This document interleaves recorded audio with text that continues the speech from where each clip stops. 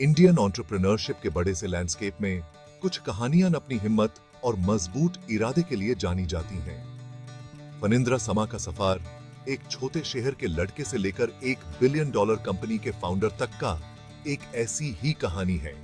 ये रेडबस की कहानी है, एक ऐसी कंपनी जिसको बनाने के बाद इंडिया में बस ट्रैवल बदल गया।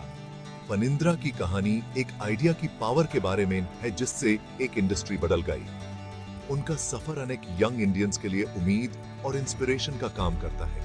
तो तैयार हो जाओ, हम आपको फनिंद्रा समा के जीवन और समय के एक रोमांचक सफर पर ले जा रहे हैं। फनिंद्रा की कहानी आंध्र प्रदेश के छोटे से शहर नरसापुर से शुरू होती है। एक मिडिल क्लास फैमिली में पलने बढ़ने के कारण उन्होंने आम लोगों के स्ट्रगल्स और एस्पिरेशंस को देखा। उनके पिता, जो एक गवर्नमेंट एम्प्लॉई थे, उन्होंने उनमें मेहनत और डिटर्मिनेशन के वैल्यूज पैदा किए। छोटी उम्र से ही फनिंद्रा ने एक तेज दिमाग और नॉलेज के लिए प्यास दिखाई।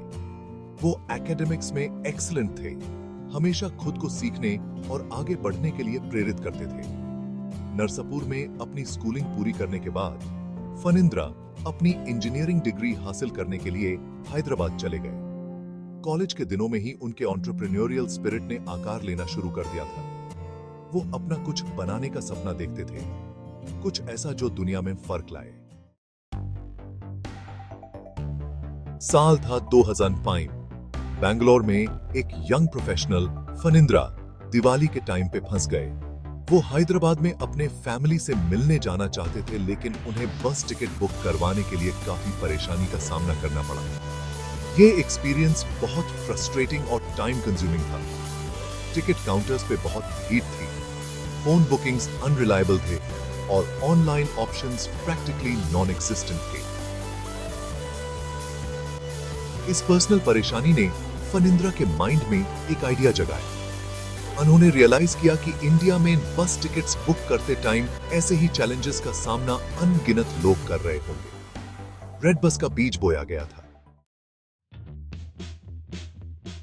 एक आइडिया और अटूट डिटर्मिनेशन के साथ फनिंद्रा ने अपना एंटरप्रेन्योरियल जर्नी शुरू किया।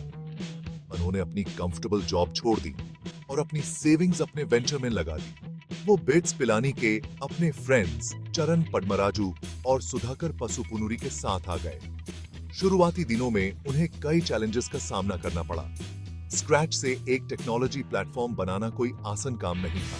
डिटर्मिन, ये तीनों अपने सपने को बनाने के लिए अथक प्रयास करते रहे। वो बस ऑपरेटर्स के पास गए और उन्हें कन्विंस किया कि वो उनके ऑनलाइन प्लेटफॉर्म पे आए। फनिंद्रा और उनकी टीम ने हार नहीं मानी और धैर्यपूर्वक अपने प्लेटफॉर्म के बेनिफिट्स के बारे में बताया। रेड बस के बारे में बात फैलने लगी और प्लेटफॉर्म को ट्रैक्शन मिलने लगा। ट्रैवलर्स ऑनलाइन बस टिकट्स बुक करने की सुविधा से खुश होकर वेबसाइट पे आने लगे। कंपनी की पोटेंशियल को पहचानते हुए अर्ली इन्वेस्टर्स ने ध्यान देना शुरू कर दिया। 2007 में रेड बस ने सीड फंड से अपनी पहली सिग्निफिकेंट फंडिंग हासिल की। फंड्स का ये इन्फ्यूजन कंपनी के लिए गेम चेंजर साबित हुआ। इससे उन्हें अपने ऑपरेशंस को स्केल करने, अपनी टीम का विस्तार करने और अपने टेक्नोलॉजी प्लेटफॉर्म को एनहांस करने का मौका मिला। कंपनी का यूजर बेस तेजी से बढ़ा और रेड बस जल्द ही इंडिया में ऑनलाइन बस टिकट बुकिंग का सिनोनिम बन गया। रेड बस की जबरदस्त सक्सेस किसी से छिपी नहीं रही। कंपनी के इनोवेटिव बिजनेस मॉडल और इंप्रेसिव ग्रोथ ट्रैजेक्टरी ने ट्रैवल इंडस्ट्री के मेजर प्लेयर्स को आकर्षित किया। 2013 में रेड बस को इबिबो ग्रुप ने $102 मिलियन की जबरदस्त रकम में अक्वायर कर लिया। ये एक्विजिशन फनिंद्रा और उनकी टीम के विजन, कड़ी मेहनत और रेजिलियंस का प्रमाण था। इसने इंडियन स्टार्टअप इकोसिस्टम में एक हिस्टोरिक मोमेंट मार्क किया। एक्विजिशन ने रेड बस को ग्रेटर रिसोर्सेज, टेक्नोलॉजी और वाइडर मार्केट रीच तक पहुंच प्रदान की। इबिबो की अम्ब्रेला के अंडर रेड बस ने इनोवेट करना और अपने ऑफरिंग्स का विस्तार करना जारी रखा। फनिंद्रा समा का सफर एक छोटे शहर के लड़के से लेकर $1 बिलियन एंटरप्रेन्योर तक का हर जगह एस्पायरिंग एंटरप्रेन्योर्स के लिए एक इंस्पिरेशन है। उनकी कहानी इनोवेशन, परसिवियरेंस और अपने ड्रीम्स पे बिलीफ की भावना को दर्शाती है। उन्होंने बड़े सपने देखने की हिम्मत की, एक प्रॉब्लम को आइडेंटिफाई किया जिसे सॉल्व करने की जरूरत थी और बिना रुके अपने विजन का पीछा किया। उन्होंने दुनिया को दिखाया कि पैशन, कड़ी मेहनत और थोड़ी सी हिम्मत से कुछ भी पॉसिबल है। फनिंद्रा की कहानी यंग इंडियंस के साथ खास तौर पर रेजोनेट करती है। वो एक रोल मॉडल बन गए हैं, यह साबित करते हुए कि इंडिया में सक्सेसफुल बिजनेसेस बिल्ड करना पॉसिबल है।